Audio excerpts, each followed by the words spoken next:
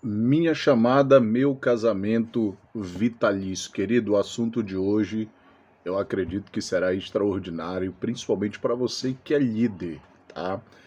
Porque eu decidi colocar esse tema, né? O tema de hoje é minha chamada, meu casamento vitalício. Porque eu acredito que todo aquele que é chamado pelo Senhor para liderar, e há na Bíblia muitos personagens que foram chamados por Deus e que não se separaram da sua chamada. Em meio às fraquezas, às conturbações que a chamada nos traz como uma consequência de andarmos obedientemente na vontade de Deus, queridos, homens e mulheres não abandonaram a sua chamada. Viveram a sua chamada vitalícia até o fim. Para isso eu quero te convidar para nós estudarmos um pouco, passearmos um pouco nas Escrituras Sagradas para aprendermos sobre como ser um líder bem-sucedido, como ser alguém casado com a nossa chamada. Base bíblica para o nosso ensinamento está em João, capítulo de número 15, que particularmente, queridos, é um dos textos que eu muito me apoio, em que eu tenho me apoiado e que me leva a ter convicção da minha chamada, tá? João 15, 16, que diz assim: não me escolheste vós a mim, mas eu vos escolhi a vós e vos nomeei para que varde e deis fruto, e o vosso fruto permaneça, a fim de que tudo quanto em meu nome pedisde ao Pai, ele vos conceda. Querido, Jesus está sendo muito categórico e enfático em dizer para os apóstolos no Monte das Oliveiras que o motivo dos discípulos estarem servindo, seguindo, ocupando uma posição em que nos nossos dias é bastante desvalorizada como obreiro e como discípulo, era porque ele tinha um propósito para o futuro daqueles apóstolos. E o propósito se manifesta no versículo 16. Qual era o propósito? Deles fazerem missão, deles serem muito bem sucedido, e o sucesso de um ministério muito bem sucedido está relacionado em primeiro lugar a entender a chamada que eu tenho, a minha chamada. Tem muitas pessoas no nosso meio que não estão entendendo muito bem a sua chamada. E os discípulos entenderam quais eram a sua chamada, cada um teve a sua chamada. E eles foram chamados para liderar. Então, cada um de nós, a gente precisa entender, abrindo um parêntese aqui, que nós temos que ter consciência e convicção do nosso chamado. Temos que ter consciência e convicção do nosso chamado. Devemos entender que nós não fomos chamados por homens. Você foi ordenado por homens, você foi levado a uma convenção para ser ordenado, apresentado, talvez a diácono, a missionário, a presbítero, a pastor.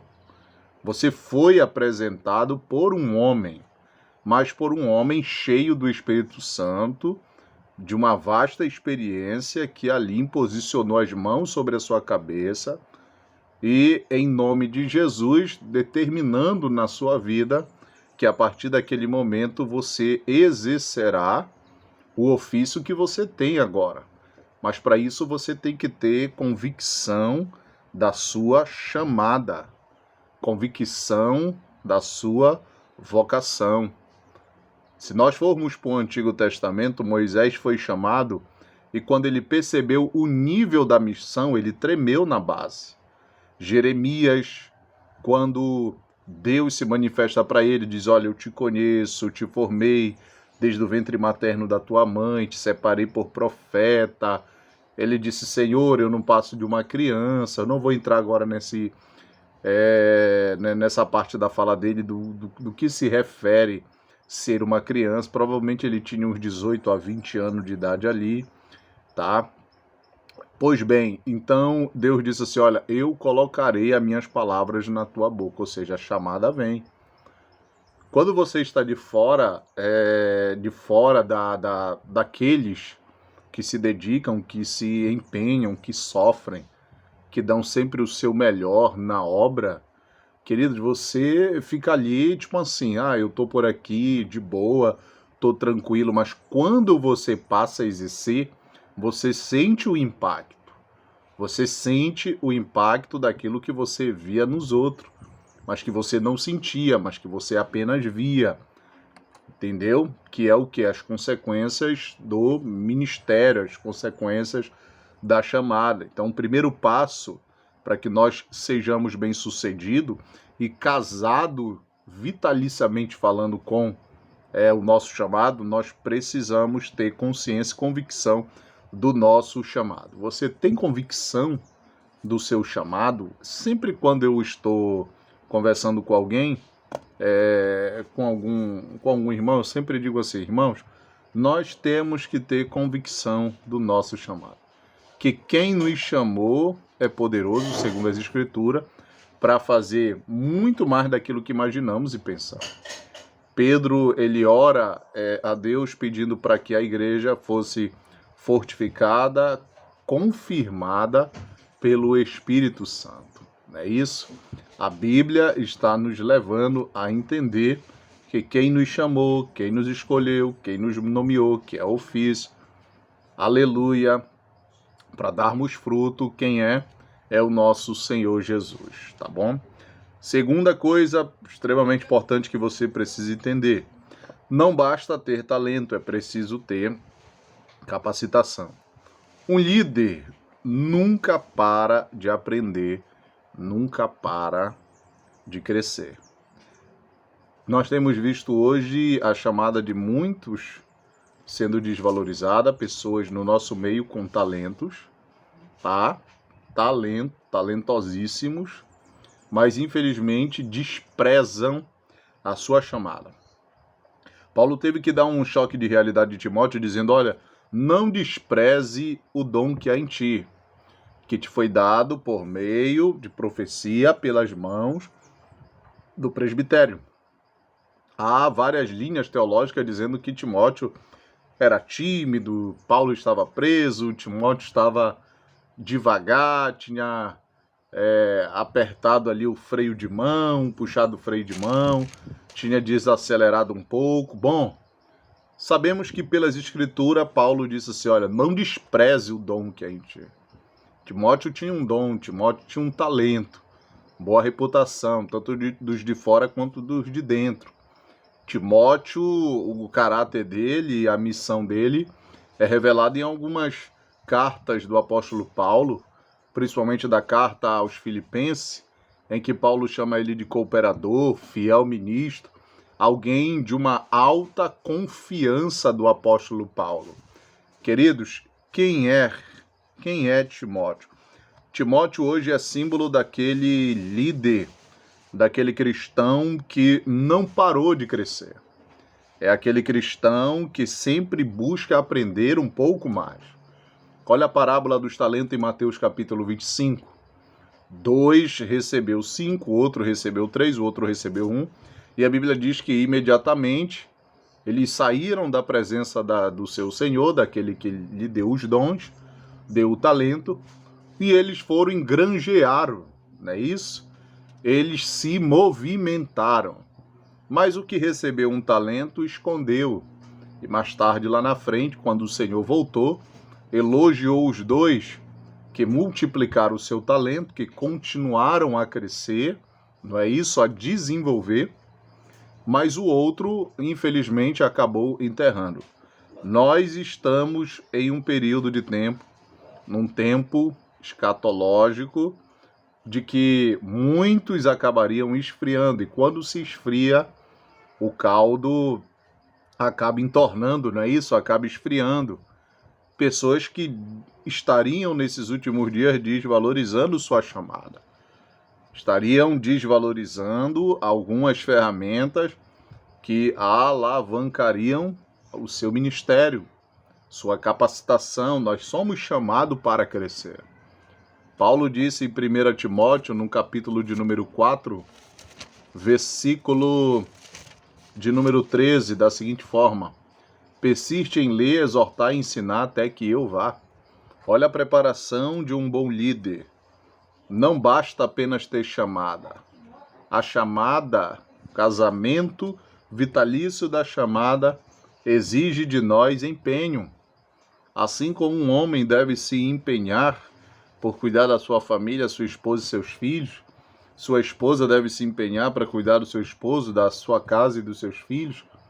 Isso se chama investimento. Assim é também aqueles que exercem uma chamada vitalícia. Fomos chamados para ter uma chamada vitalícia, um casamento vitalício. Jesus certa vez disse que aquele que pega no arado e olha para trás não é digno dele. Então, se nós fomos chamados, se nós temos convicção da nossa chamada, daqueles que nos chamou, então temos que nos apegar com a nossa chamada e fazer um alto investimento. Um líder nunca para de aprender. Eu não posso bater no peito e dizer assim, já cheguei no ápice do meu conhecimento. Pelo contrário, a Bíblia se renova. Há bons livros. Paulo estava preso e ele disse, olha, quando vierem me visitar, traz os pergaminhos, não é isso? Mesmo um homem estando no corredor da morte, mas com toda humildade entendeu que precisava ler mais, precisava de capacitação. E nos dias de hoje nós desprezamos às vezes. Desprezamos o conhecimento, achando que nós já temos o conhecimento suficiente. Às vezes queremos dar uma palestra, estar participando de conferência, ou de atender uma convocação, e às vezes nós, com soberba no coração, achamos que tudo que a gente aprendeu é o suficiente sem ler na Bíblia, sem buscar nas Escrituras. A Escritura é um poço de água, de uma fonte inesgotável, irmão, de revelação. Nós partiremos desse mundo e nós não compreenderemos e entenderemos muitas coisas. Nós temos que buscar. Terceira e última chave para a gente entender aqui: não é possível viver algo novo sem novas estratégias. Estratégia é a chave para alavancar o nosso ministério, ou seja, a nossa chamada. Queridos, nós temos que buscar meios, ferramentas de capacitação. Tiago, no capítulo de número 1, versículo de número 5, ele fala sobre pedir sabedoria a Deus que ele dá deliberadamente, não lance rosto. A sabedoria da parte de Deus, ela faz com que você seja alguém muito bem sucedido e principalmente estratégico no campo de ação, no campo de atuação, no campo em que você está exercendo a sua chamada. Mas para isso você, em primeiro lugar, deve ter convicção da sua chamada. Quem lhe chamou? Para que você está servindo? Quem você está servindo? O que você está contribuindo no reino? Segunda coisa, você deve sempre buscar uma preparação. Sempre deve se preparar para poder liderar. Como é que você vai liderar seus liderados se você não tem preparação alguma? Você deve se preparar. Você deve buscar sabedoria, porque a sabedoria é ela que vai lhe dar estratégia. O próprio Deus disse para Josué, olha, que a minha lei não se aparte da tua boca, medita de dia e de noite, porque ela fará prosperar o teu caminho. E foi isso que aconteceu. Josué foi muito bem sucedido no campo de batalha, mas principalmente na sua liderança exercida no meio do povo. Então, queridos, essa é a dica. Você deve estar casado com a sua chamada. Nossa chamada é um casamento vitalício. Espero ter te ajudado. Que Deus abençoe sua vida em Cristo Jesus.